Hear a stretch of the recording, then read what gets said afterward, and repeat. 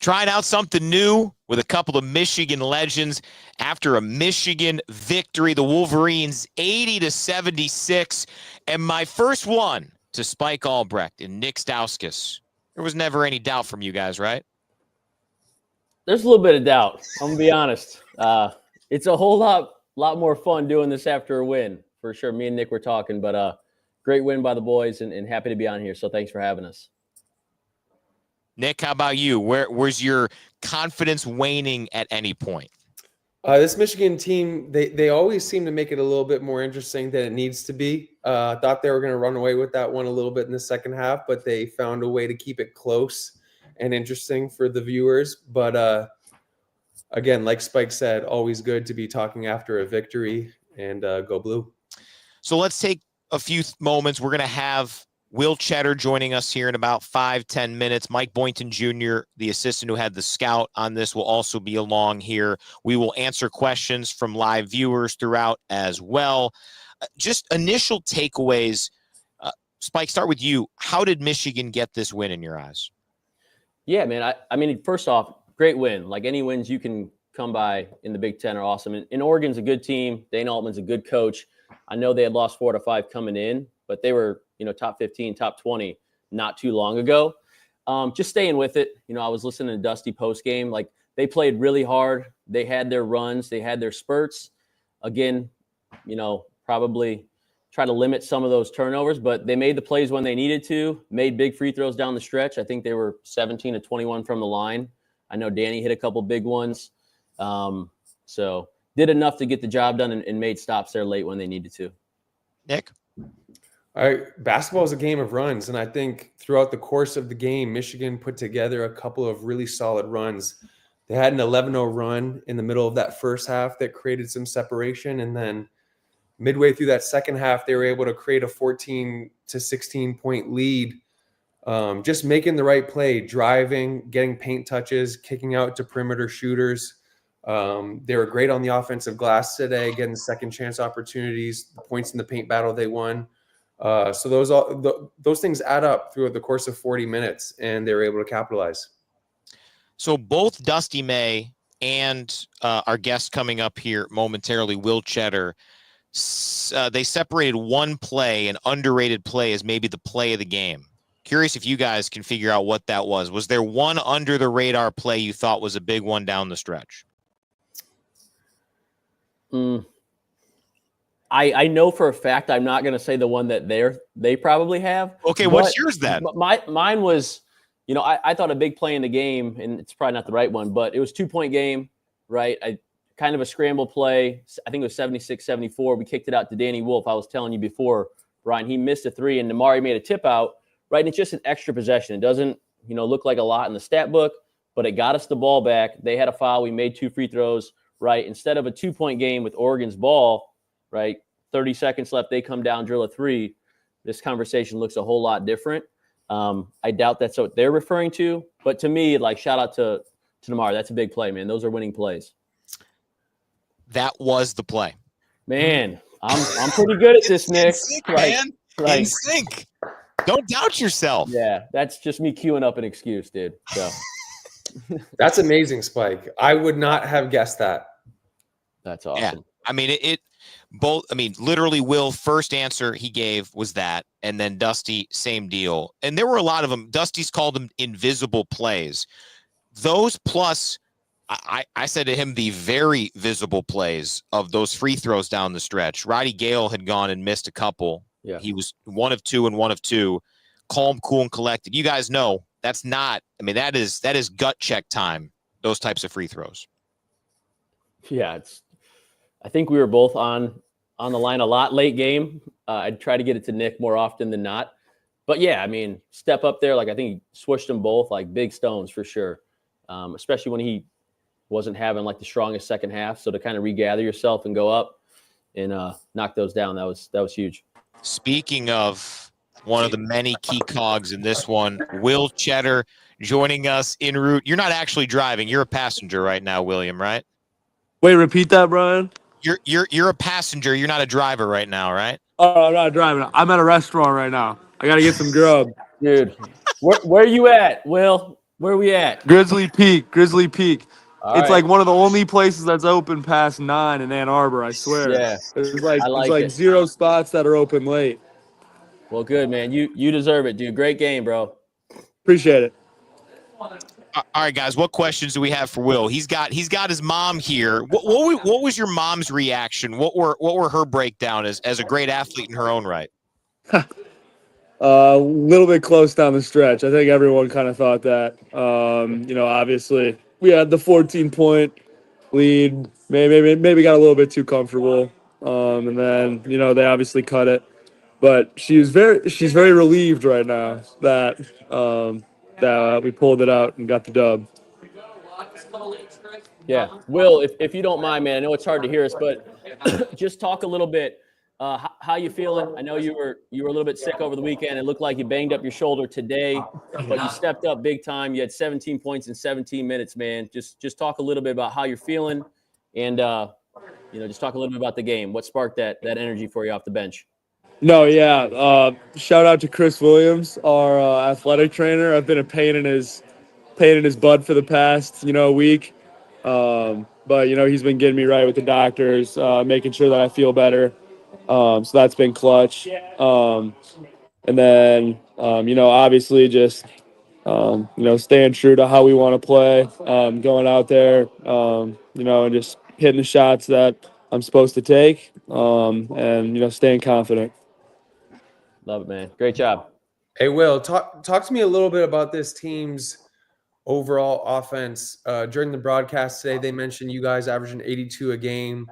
Yeah. Most at Michigan since the 1989 squad that averaged 86, which I couldn't believe because I'm not going to lie. I think we could score better than you guys could back in 2013, 2014. Like we had some bucket getters, but the numbers say that you guys are the best in about 20, 30 years. So just talk to us about the chemistry that you guys have been able to build in such a short amount of time, with Dusty coming in and a lot of new guys coming in.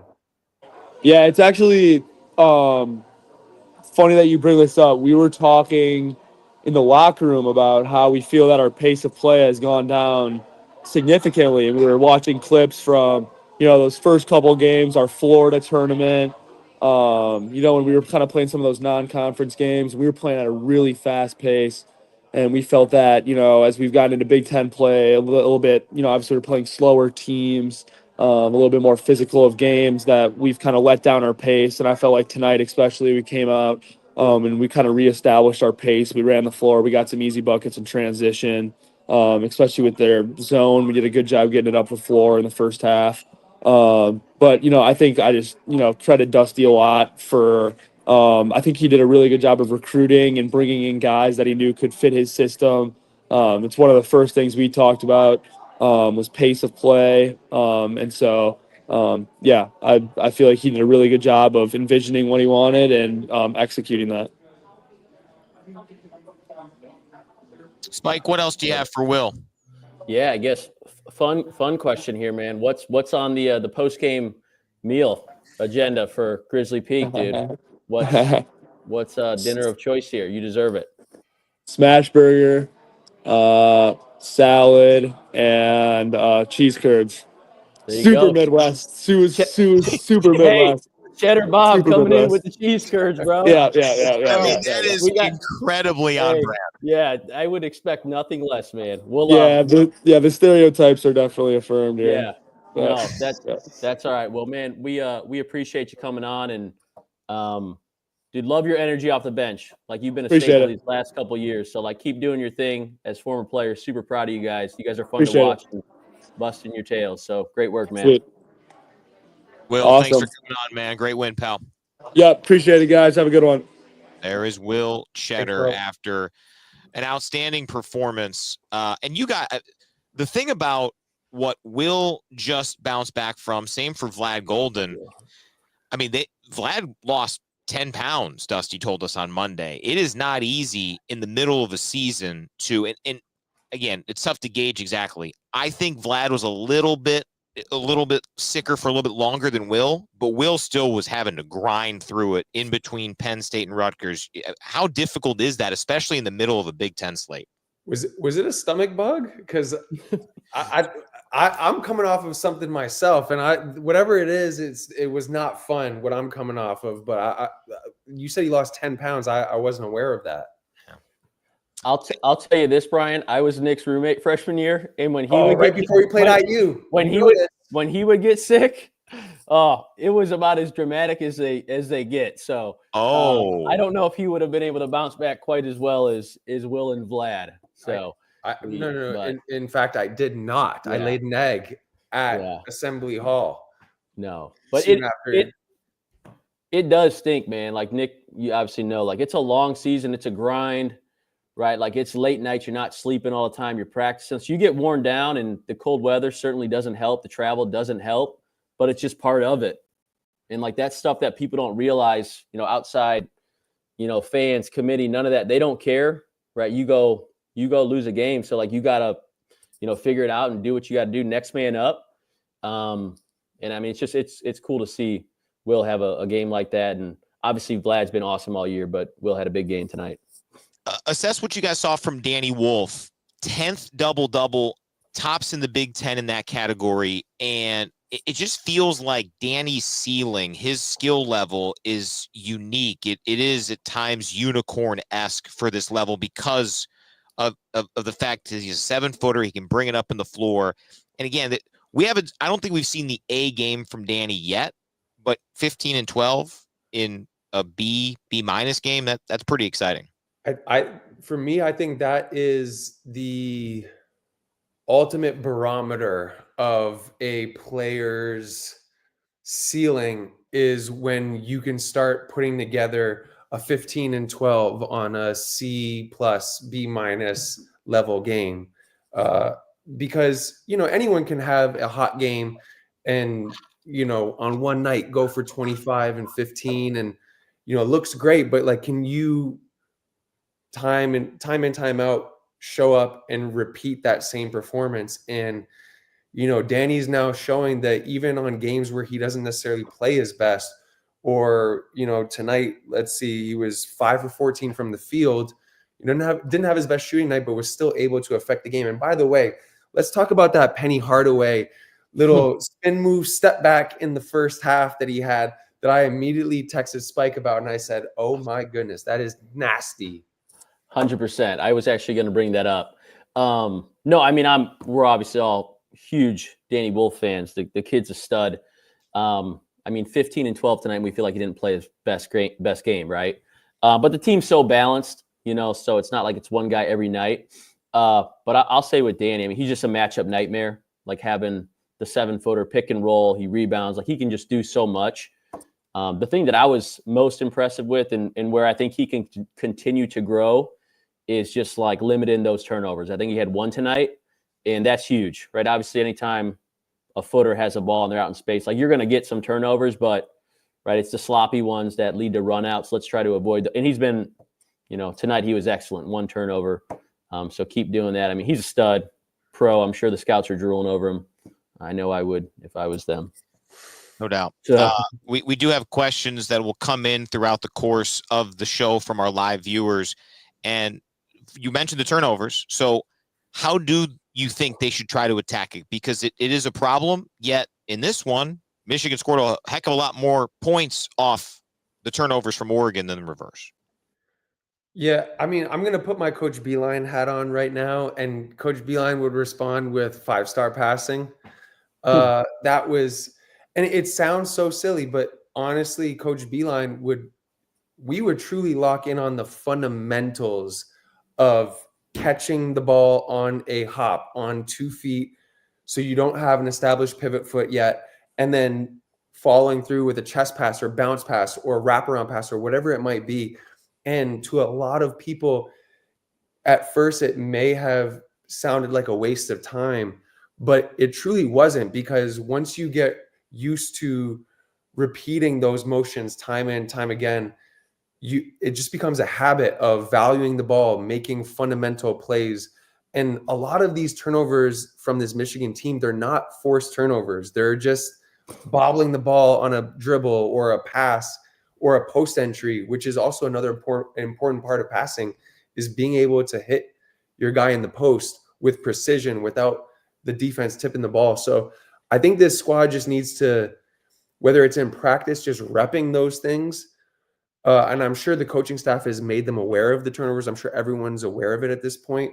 But I think, for us being under Coach Beeline, that was something that he did a great job of. While it could be kind of annoying and repetitive in practice to do these simple things that feel like you already know how to do, it just reinforces it in your brain so that when it comes game time, it's second nature to make the fundamental play.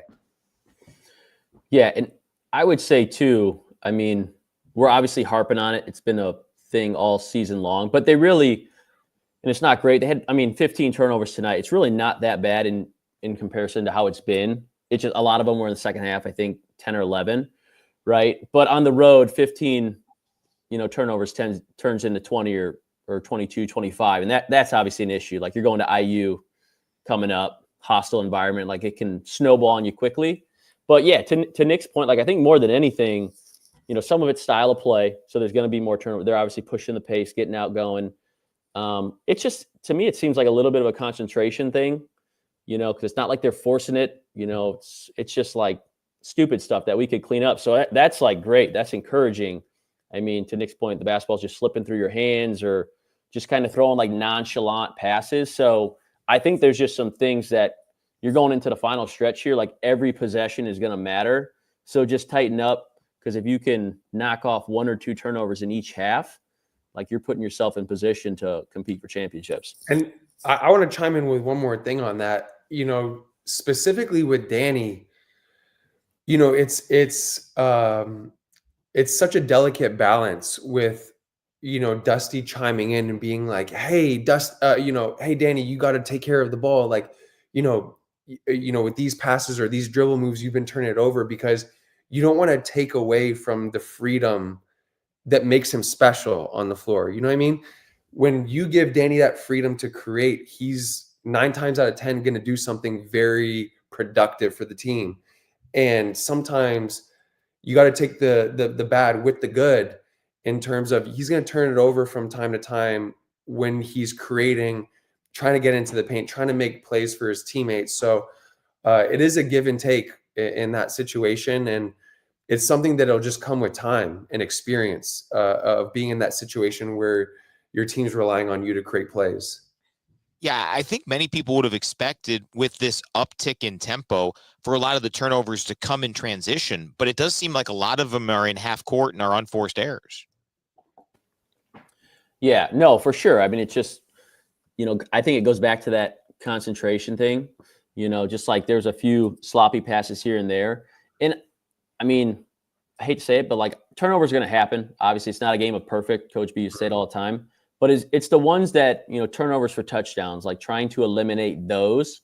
And I don't know off the top of my head, I think they had like 12 or 13 points off of turnovers. So it wasn't anything super egregious. We definitely won in that department there. But yeah, it's when it snowballs on you, right? And you start getting leak outs and you get those turnovers for touchdowns, kind of like what we ran into at Purdue, a little bit of a buzzsaw, right?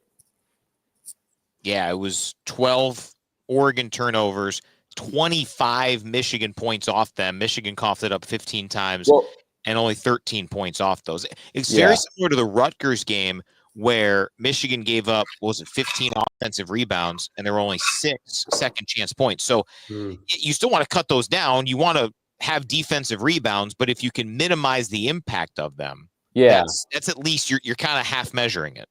Totally. Right. And game to game, it's going to change. Not every offensive rebound is going to lead to 2 points, and not every turnover is going to lead to a transition opportunity. But over the course of a season, it's going to average out, where obviously you want to limit those numbers. And so as we're approaching the last 2 months of the season and heading into March, you just want to put yourself in the best possible position to win games and take care of the ball down the stretch.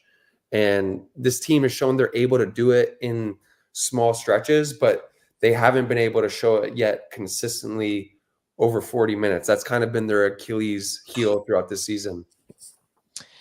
I mean, they're 9-2 in the Big Ten, and when's the last time they played a complete game, even close to a complete game? That to me is the fascinating thing. It needs to happen at some point because of the challenge of the schedule ahead.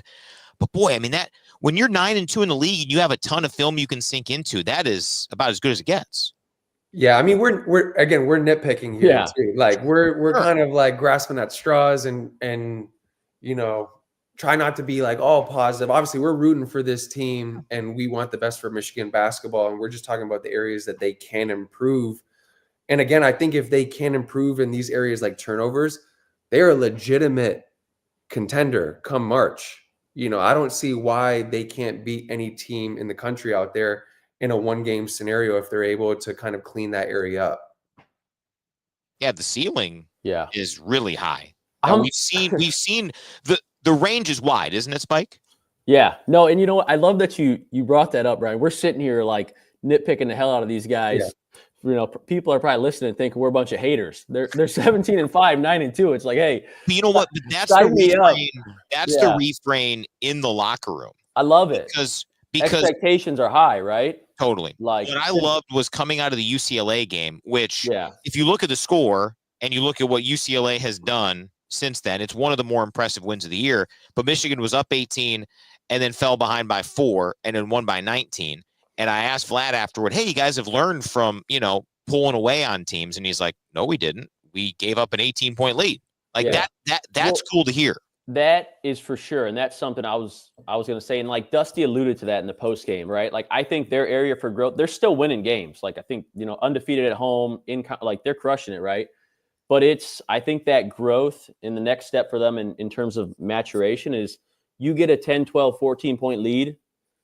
Like, it's all gas, right? Step on their throats and put this thing away. We don't want to have to be making free throws at the end of the game with some pressure on us to coach.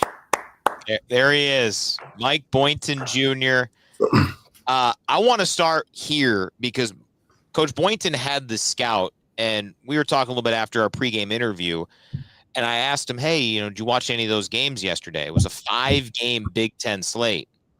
And can you please share with Spike, Nick, and our viewers what you said to me about how many of those games you had watched? First of all, fellas, thanks for having me. I watched both of you guys play a ton and got a lot of respect for what you guys did at this place. But I watched every single one of them. I'm a junkie, man. I love hoop. I don't really have any other hobbies, so I sit around and I veg out on basketball pretty much every night all season long. I did tell Brian it's harder now because there's so many different services that are offering these games. Mm-hmm. To be ESPN would get them all, and you could watch 3 or 4 games because they have a split screen. Well, now YouTube TV's got it right now. Peacock's kind of throwing the loop in my game here because I hadn't had to have Peacock before. Yeah, they're running up the bill on you, man. You got to have you got Amazon Prime. It's like every time I complain to my wife about buying shoes, she tells me how many services I'm subscribing to watch these games. Yeah. Well, hey, someone's got to buy those shoes, though, Coach. So, hey, Coach, university's not providing those streaming services for you in terms of scouting. Like, what is this? We can make some calls. I haven't gotten that notification yet, but I would definitely take the help. They need a Stauskas donation. We'll clip this and elevate it to the proper channels. I ask Mike questions all the time. Spike, Nick, please. I want to hear what you guys want to hear from the coach. Yeah, Coach. No, and again, man, great to meet you. Thanks for jumping on. Appreciate you're jumping on. Real quick, just talk to us a little bit. You had the scout. What was the game plan? How do you think the team executed it? And congrats again on the win. Thanks a lot. I mean, you guys know, having done this, you're always trying to give your team an idea of what the other team's mindset is coming into the game. And so Oregon, who had as good a start as anybody in our conference, they went undefeated non-conference wise and was ranked, I think, in the top 10 at some point. Had lost 3 in a row. And obviously, everybody goes through these, valleys during the season. And so we wanted our guys to understand that we didn't want to let the game start where they could grow their confidence early. And we needed to have a couple good days of practice, and we did. We were really aggressive, being disruptive on defense. And I thought our energy and effort coming into the game was exactly what we needed to defensively. They scored some baskets, but almost all the baskets they got early in the game were challenged. They made some tough shots in the paint over hands. but we didn't hurt ourselves by having live ball turnovers. And that's been an Achilles heel of ours. Trey went to the half with no turnovers. He decided he wanted to make sure he got his fill in the second half. But the game plan obviously starts with Shellstad as a shooter, as a shot creator. One of the things that, and both of you guys know this as well, shooters usually shoot best off the catch. Mm-hmm. He actually shoots significantly better off the dribble, which makes it hard because he's obviously always got the ball in his hands. And so in those pick and rolls where we usually would have Vlad dropping, we had to talk about being more aggressive at the point of the screen with him. But what they add is another level of that pick and roll is the ability to pick and pop both of their big guys. And so Biddle at 7 foot can pick and pop and make threes. And so now you got to figure out if you're going to rotate behind it, if you're going to stunt, if you're going to switch. And so that was the primary part, is figuring out how to deal with the two-man game with Shellstad and Biddle. But then, the other guys, we didn't want to be big factors. Angel and Barthélemy and the other guy, TJ Bamba, who can really get downhill and draw fouls. Yeah. And then offensively, we wanted the game played at a pace that we were hoping them having to travel east. We know it's a real thing to travel. They came in late last night. That maybe we would be able to wear them down over the course of the game. And I think we wore them down, but I think because we haven't played this fast as much lately, I think we kind of wore ourselves down a little bit as well. Mm-hmm. Hey, Coach, first of all, congrats again on the win. Before you joined us, we were just talking on here a little bit about the turnovers this season. And I wanted to get your take on this because, three of us, we were kind of chatting about it. But obviously the turnovers have been somewhat of an Achilles heel for you guys throughout the season. You mentioned the live ball turnovers specifically being an issue. And so how do you guys manage focusing on the turnovers in practice or in film without taking away the confidence and freedom that makes the players special? You don't want to tell someone like Danny or Trey to not create off the dribble and be aggressive, because ultimately that's what makes you guys who you are. So how do you find that balance between the two as you guys are prepping? Well, in the perfect world, we'd have no turnovers, right? Well, we get a shot every possession. That's not real. Sometimes the other team is impacting that, whether they press or trap or different coverages, whether they double in the post, things like that happen. But what Coach May talks about all the time is we want turnovers that would otherwise have led to a basket, right? A layup or a dunk, right? If we're throwing the ball ahead to Will Cheddar because he's sprinting the floor hard, the ball goes over his hands out of bounds, we'll take 2 of those a game. We'll live with that. We'll take we're trying to throw the ball in the Vlad on a drop off and the guy gets his hand on it, go, whatever. Like, those are ones you can live with. It's just the careless ones where it doesn't seem like we're playing consciously. Like, we're not conscious of it. Like, we just literally look like we're playing for the other team. Like, some of the turnovers are so egregious. It looks like, are these guys trying to just mess with the game? And those are the ones that we want to get away from because, it hurts on multiple levels. First of all, it keeps other teams in games. But from a metric standpoint, and because I focus on the defense, I even told our guys early in the season, I said the turnovers are making it harder for us to be good defensively because we can't defend some of those picks. There's nothing we can do about it. So if teams are getting 12 points off turnovers, those are 6 possessions that you're giving up 2 points per possession. Then, like, they're coming to you as a defensive guy. Like, what the hell, man? You gave up 75 points. And I'm like, guys, if we would just cut these in half, our defensive metrics would go up. Obviously, rebounding has been an issue for us as well at times. But the live ball turnovers are ones, and sometimes they come in flurries. Like, we'll have 3 or 4 turnovers in a row. Yeah. And it's like those we have to slow down. As much as we want to play fast, there has to be recognition on us coaches, but as well as the players. Like, all right, let's get a really good possession. Let's slow down. Let's make sure we set good screens. Let's make sure we meet our passes. Let's make sure we're ball strong when we rip through. And so we'll continue to focus on it. Obviously, we're 20 games in. We're not going to become like this, 8 turnover a game team, but we want to try to get it down from the high teens to probably just above double figures. Is there a way to replicate the live ball turnover situation in practice? Like, are you guys doing some sort of a 3-on-2 breakout, 2-on-1 transition drill where you can simulate having to scramble in those Absolutely. situations. Yeah, that was one of the first things we started doing. If you ever at the game and you're close enough to the bench, anytime somebody goes down and we're at a disadvantage defensively, we yell Mayday, just kind of as an alert for everybody to understand, hey, we gotta cover for each other here for a little bit until this other guy gets back. So we've worked on that. We've talked about it. We watched film. We've run for them. I mean, we've taken them out of the games. We've tried it all. So if you guys got any new ideas, we'll take them. No, And anybody who's watching this, please. Yeah. Hey, you don't want to do that. You'll start getting some answers, some responses. Well, listen, we Crazy would fan. like our guys to do what you guys did. Before you turn it over, just shoot it. That's what I'm saying. Put it up on the glass, man. See what happens.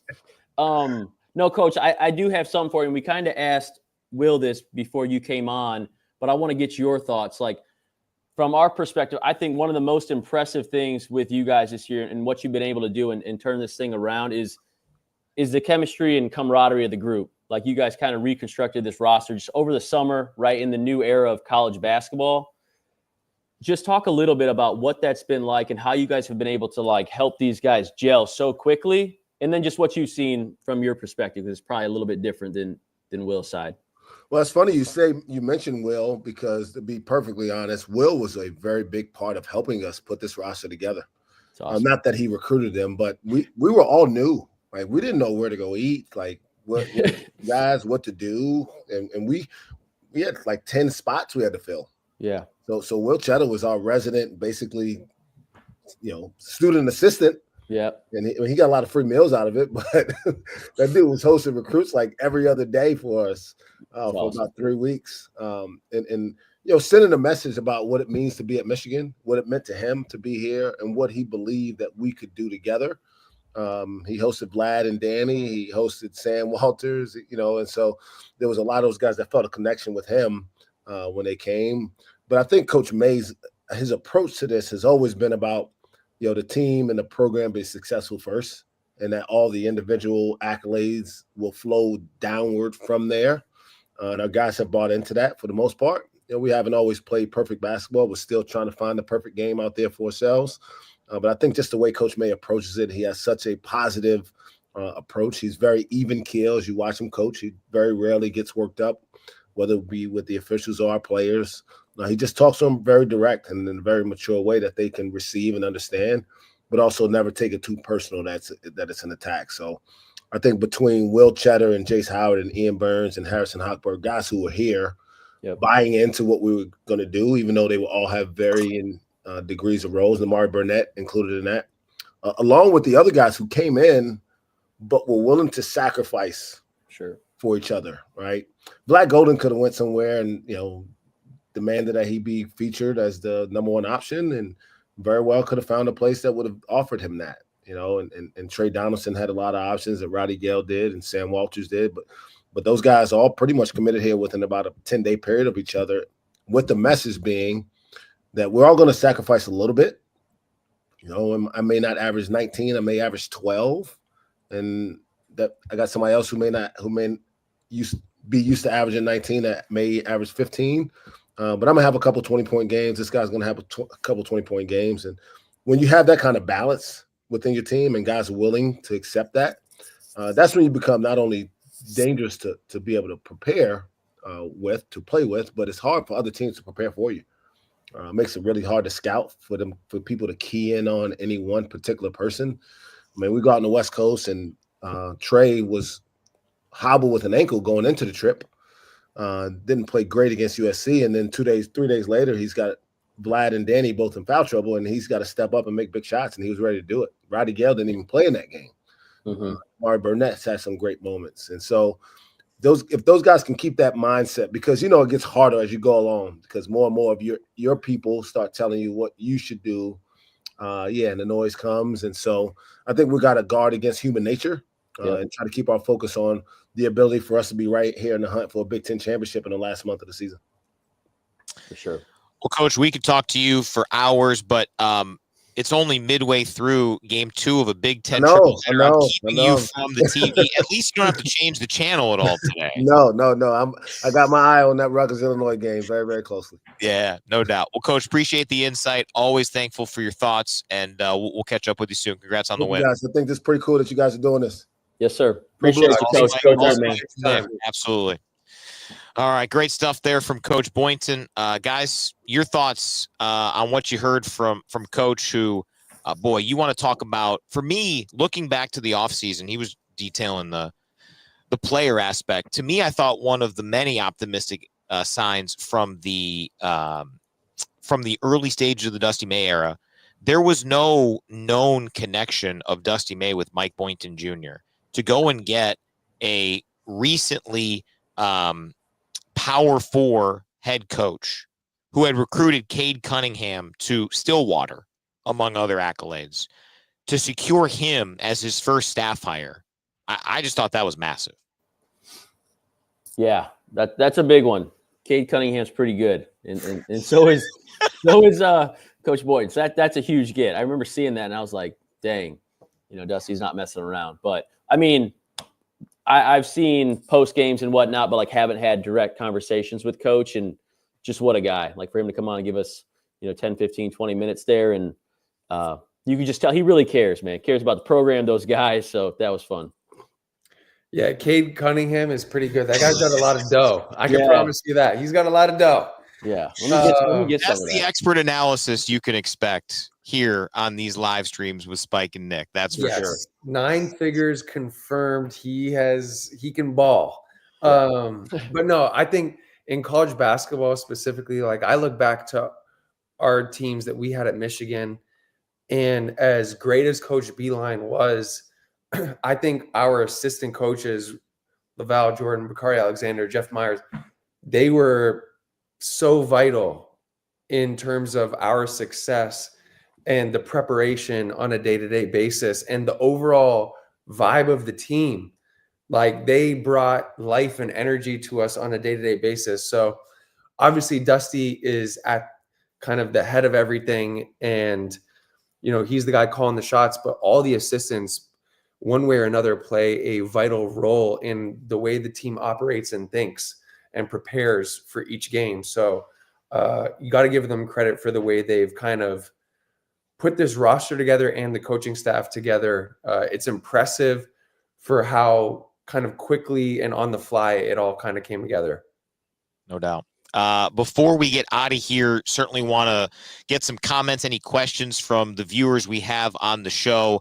For those watching now, our plan is to do this again after the Michigan State home game coming up on the 21st, and then the Illinois home game, which I think is March 2nd. Speaking of Illinois, it was looking dicey for them early. They were getting rolled early, and it's basically a coin flip game now at the rack, 50-48 Rutgers there. Our guy Mar, who's watched some football streams, Spike, you the GOAT, and Nick, you the GOAT as well. So I do think that Mar is assuming that Spike is I think 1A to the 1B on GOAT. So I gotta say, Marsky is a hell of a name too. That's pretty good. So we appreciate that. So yeah, we'll have to look to see if that's exactly what the given name is. David, Indiana is going to be a tough out for us. We have to play hard for Coach because he wants that one. I am fascinated by what that environment will be like at Assembly Hall on Saturday with how things have gone there. And obviously what Dusty has done in his coaching career and where he went to undergrad. Yeah, I think that's going to be crazy environment. Like IU's had some ups and downs this year, but Nick knows. Assembly's going to be rocking. It's a tough place to play. And for whatever reason, they always, I feel like they always bring their A game versus Michigan. And obviously with Coach May and whatnot, there's going to be a lot at stake there. So I'm super excited for that game. And that would be a great win. You go win at IU. It don't matter if they're where they're at in the league. Any road win. Yeah. But, well, and then the next road game's Ohio State. So I think the next 4 games, Nick and I were kind of talking, right? You go to IU, you got Purdue at home, you got at Ohio State, and then you got Michigan State at home. Like the next 4 games can kind of, determine, right, some rankings here in Big Ten conference play. I mean, right, we're all kind of at a 3-way tie there at the top. So it'll be fun. It's right where you want to be, man. Let me just say this for the viewers that don't know this story. We were talking about earlier, I got sick my freshman year. Spike was calling me a crybaby. Yeah. I got sick like 36 hours before we played at IU. Like nasty stomach bug. John Doe had me trying to drink coconut water, and that only made me throw up even more because I don't like coconut water. And keep in mind, I'm just an innocent Canadian boy over here. I don't know anything about college basketball or the Midwest or anything. I'm just a little kid from Mississauga, Ontario. And so my freshman year, I had Spike in my ear the whole time. He's like, man, you don't understand, like, Assembly Hall, IU, it's just like, it's a different environment. It's a different breed. Like, it's just going to be insane. And so we head over to IU. I believe it was number 1 versus number 3. Nick, I'm an innocent Canadian boy. Grown man. He's 20 years old. I was an innocent Canadian boy at that time. We had to IU, and we show up there, number 1 versus number 3, Saturday night, primetime college basketball. And it was Oladipo, Zeller, Tim Hardaway, Trey Burke. Like this was primetime college basketball stuff. And I remember we had grown men cussing us out as we walked on the floor in overalls. And being the innocent boy from Canada, I had never seen anything like this. This was all new to me. And safe to say, I did not have my best outing that night, and we did lose that game. Yeah, IU's the only place I'd never won at in the Big Ten. So, okay, I wanna ask you both this. Go off a tangent briefly, and did want to make sure we had Mar Marsky and also Montana Mac shouting you guys out, thanking you for doing this, and we all thank you for doing this and taking time out of a Wednesday night to talk some Michigan hoops. We all know Michigan State and Ohio State will always be hostile for Michigan. Beyond that, was IU most hostile? What would be your top 3? Take out the 2 big rivals of Big Ten road venues. IU for sure for me. Yeah. Up until I played overseas and played at Panathinaikos in Greece, IU was the hardest place I have ever played in my entire career. It was next level. I'll definitely put that as number 1. Yeah, I would for sure. I mean, Ohio State's right. There's the Ohio State Michigan thing. Michigan State, East Lansing's Purdue nasty. as well, though. I can't forget about Purdue. Purdue, they love basketball, right? I live in Indiana. That's all they got. So it's rocking, whether they're good or not. Like they Phil Mackey. Brian, I know you guys were just there a few weeks ago. But Assembly's the same thing. And just when we were playing, right back in 12, they were nasty. I mean, they had Oladipo's so it was rocking. That was probably the hardest place to play. We did get thumped there a couple times, which was unfortunate. So Illinois for me is pretty high up there. So my first season of calling the games full time was Juwan's first year, 2019-2020. Our first Big Ten road game was at Illinois. And that is where we are closer on the radio side than anywhere. We're right next to the bench. Juwan Howard looks like he's 20 feet tall when you're sitting and he's standing, by the way. I'm very thankful for Dusty's height. I want all head coaches to be Dusty May's height that I work with on the radio. But pregame, there's a walkway to go back to like the media room where there's some restrooms, whatever. And then there's, where some fans can come. And I am just walking back. I'm year one. I'm all happy. Like, this is great. And a woman, very clearly an Illinois fan who's wearing an Ann Arbor is a, that shirt, just from about 30 feet away, just points to me and goes, F you, but with the other letters. And I'm like, oh, nasty, man. And that was pretty common. The Orange Crush is right there. That one, from my standpoint, I'm like, that place, by the way, in Nick's years, we beat them both times, freshman, sophomore year. Sophomore year, we actually popped them. Nick was getting nasty. But I think I lost to him junior, senior year when all of our NBA guys left. So that was fun. But I will say that place is a dump. I don't know if I'm allowed to say that. Yeah. They've cleaned it up a little bit, but I know exactly what you're talking about with that little media room and their locker rooms. I broke a chair post game. We choked the game out and snapped a chair in the locker room. So I don't have too many fond memories of that place. They fine you for that one, Spike? I said, put it on Coach B's tab. Put on Seabass, right? Okay, Seabass over there. I'm just an innocent American boy. Yeah. So, no. All right. Final thoughts before we get out of here. This team's 9-2. Where do you think this team can grow?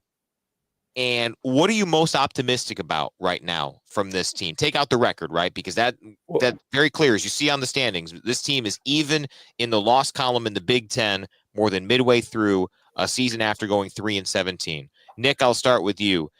Areas of most optimism and areas where you think this team has the most room to grow.